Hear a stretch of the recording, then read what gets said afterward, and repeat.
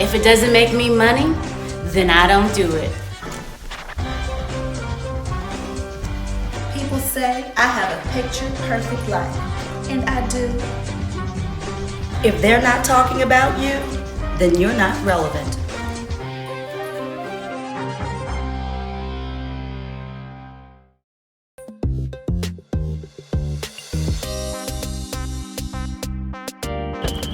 Ooh, girl. These shoes have girl, bring an umbrella. It might rain out here. Girl, these shoes have expired already. I mean, they look cute now. They go with this dress, but you know. Look at you, ma'am. Thank you. Looking cute as always. Thank you. I know what you're talking about. I know. You look cute as well. Well, thank you, honey. I know Miss Joanna gonna be mad because I'm gonna leave no shoes on, but you know it is what it is. Good gracious. Yeah, Joanna does always have something. Always has something Interesting to say. interesting to say is the word. Coming!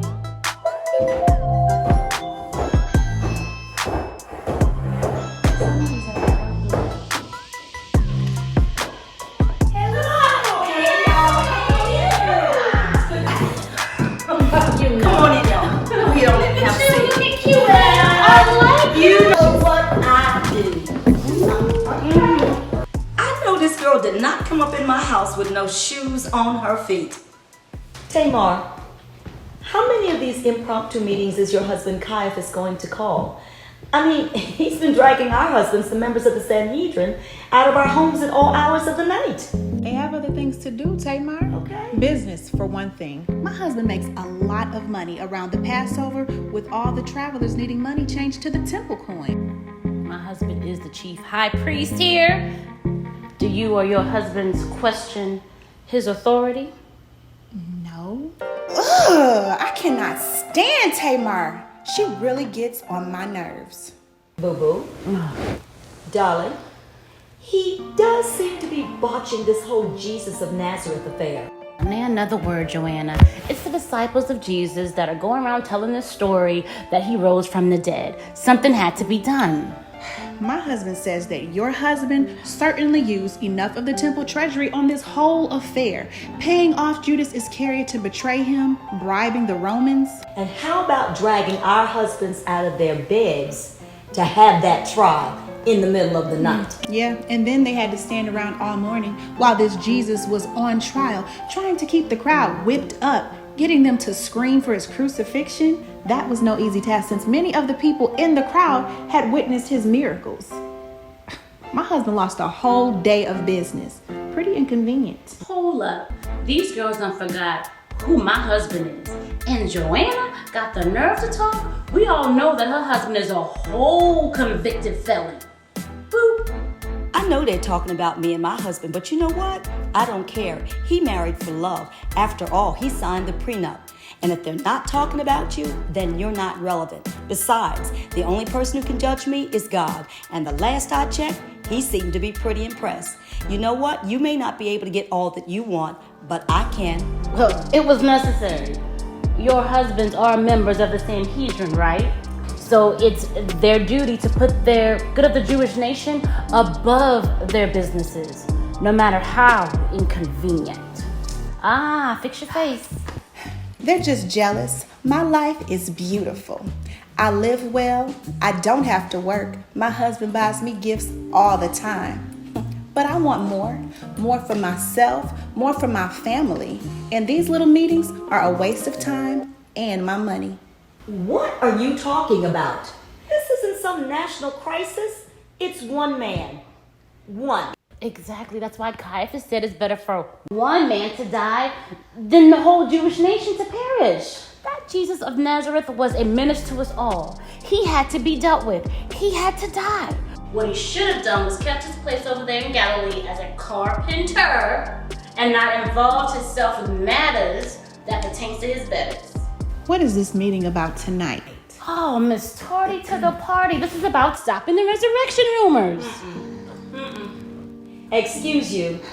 Didn't he go to Governor Pilate and ask him to seal the tomb and to put armed guards at the entrance to the tomb to keep the disciples from stealing the body.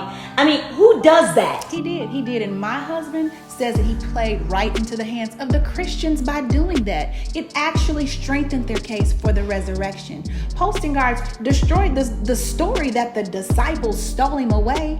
For crying out loud, the tomb was guarded day and night by an entire detachment of Rome's finest. Oh, and let's not forget, didn't they try to spread the rumor that Jesus wasn't really dead when they placed him in the tomb? And that when he woke up from his coma, he escaped from the tomb? Yep. And no one's going to believe a man who had been beaten on the head repeatedly and flogged to near death, then suffocated on a cross for 6 hours, would have the strength to roll away a 2,000-pound rock. Besides, how would he get past the guards? And that's what my husband said. The guards fell asleep.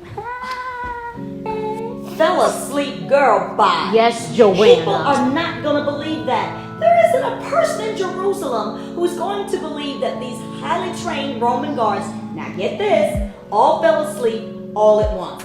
Everybody knows that the penalty for falling asleep on guard duty is death. Now, who's going to check me? You're right. The fact that they're still alive tells everyone that they didn't fall asleep on duty. If there wasn't a payoff somewhere, they would have been executed. Maybe that was a bad idea. Well, that's why Caiaphas saw to it that they were transferred out of town. But the rumors of the resurrection are more numerous than ever. Y'all, what they should have done was reseal the tomb and not let anyone go near it. That way, if Jesus came up missing, they could find another body and put it in the tomb and wait for it to decompose. And then parade the disciples of Jesus around the open tomb so that they can see that their precious little Messiah was still dead. Tamar, that's What? a lot. By now, everyone knows that the tomb was empty. Did you know that more than 500 people swear they saw Jesus alive? Wait, what? There are 500 people who claim to have seen this Jesus alive?